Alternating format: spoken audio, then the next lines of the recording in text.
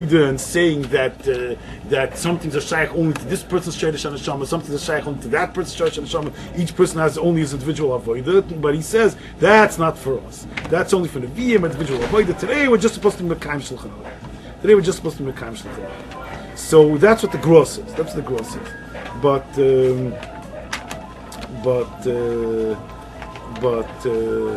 now I saw the Baal Shem Tov also speaks about this Indian here. The Baal Shem Tov says something interesting. And the Baal Shem Tov says that, or this that's attributed to the Baal Shem Tov, that Adam sheholach bekerim Hashem Yisborach, oz Hashem Yisborach hoilich ibay gam kein bakroi, v'gam eni mazmul malbush macholm sheish b'em nitzoytzes hashayochem l'shorish nismosei l'sakno. What it says is you could also miss the boat. You could miss the boat that you have the tzoytzes in the world, that only you have special sparks in the world that are shaykh to your shayrish and neshama, connected to the root of your soul, and only you as an individual can uplift them. But you're only going to be zoika and merit to get in touch with the right sparks and have the right kinds of food and things presented to you that are shaykh to your shayrish and neshama, connected to the root of your soul. Only if you're zoika, only if you live with dveikis. But if you're Hashem Yisborach, if you don't cleave unto God, God will never send you the right food. God will never send you the right food. It's like they say in Sforim that we say that how is it that some people never get married?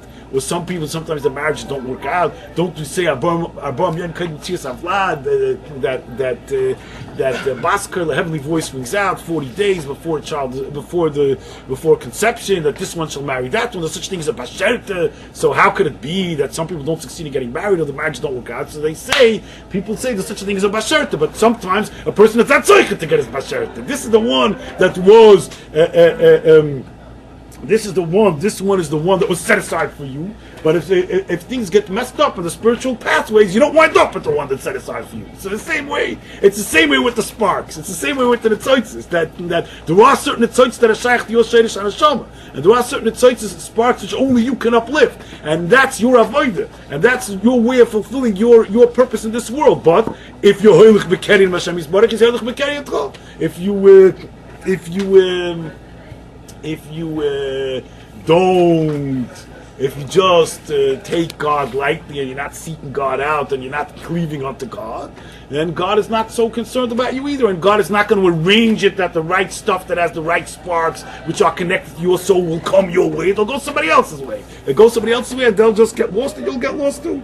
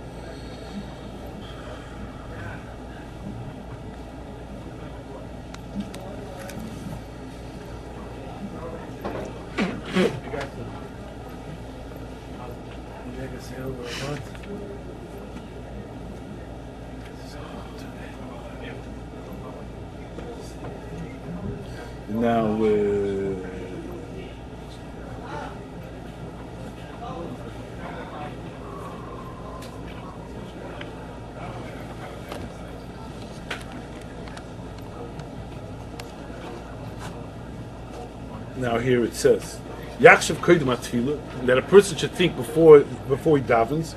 Shamuchan Lomos Ba'oisa Tfilah Machmas HaKavana. A person should think before he davens that he's ready to die. In that tefillah that he's about to engage in, that he's ready to die in that tefillah because of kavana.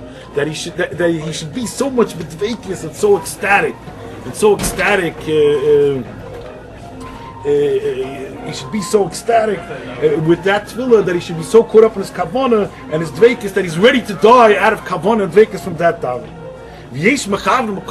And some people have so much kavana that some people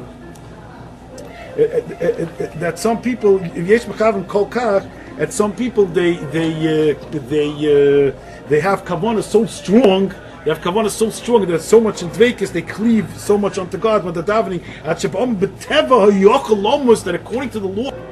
Okay, now I want to point out. So I've been trying to point out that this kind of paradoxicality and complexity, where he goes high and he goes low, and also it's complex. It's quite worked out, quite an acute sensitivity to the psychological states. I think this is somewhat new. I don't think that before the Chassidim you find this much. Quite an acute sensitivity to the psychological states into which one might be thrown in the process of seriously undertaking divine service. It gets very specific. On the one hand, it's all romantic and beautiful. It's all romantic and beautiful. Oh, I'm serving God. Everything is for God. It's all God. I'm cleaving unto God. It's all one, and so on. But then it gets very specific and nitty gritty. Then you're going to think like this. That's no good if you think like this. If you think like that, then you should think like this in order to cause yourself not to think like that. It's quite striking the way, on the one hand, it's all grand and that kind of all embracing, unifying mysticism, but on the other hand, it gets very specific psychologically to try to take care of the problem of egotism, which inevitably arises, and so on. Now, I'd like to point out another paradox.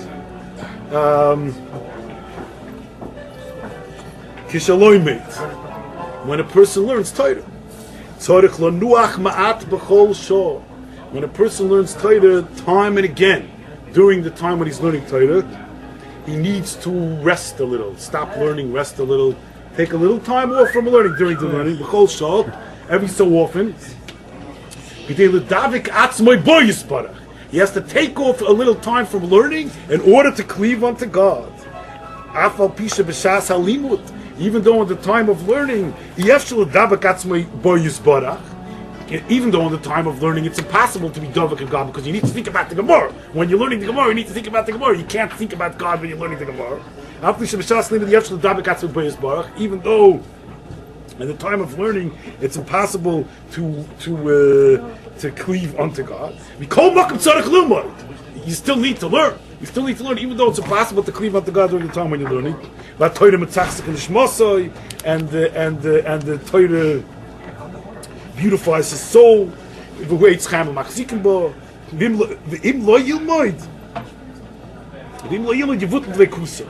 And if you won't learn, then his dveikis, his cleaving unto God, will get lost.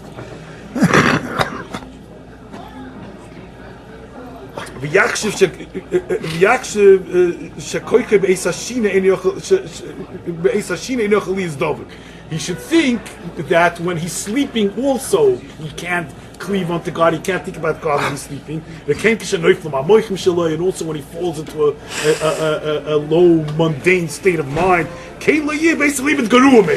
So the time of learning shouldn't be worse than the time of sleeping, or a time of time of learning shouldn't be worse. The time of learning shouldn't be worse than a time of sleeping, or a time of the time of learning should be worse than the time of sleeping, or a time when he is in a state of small-mindedness and can't think about God.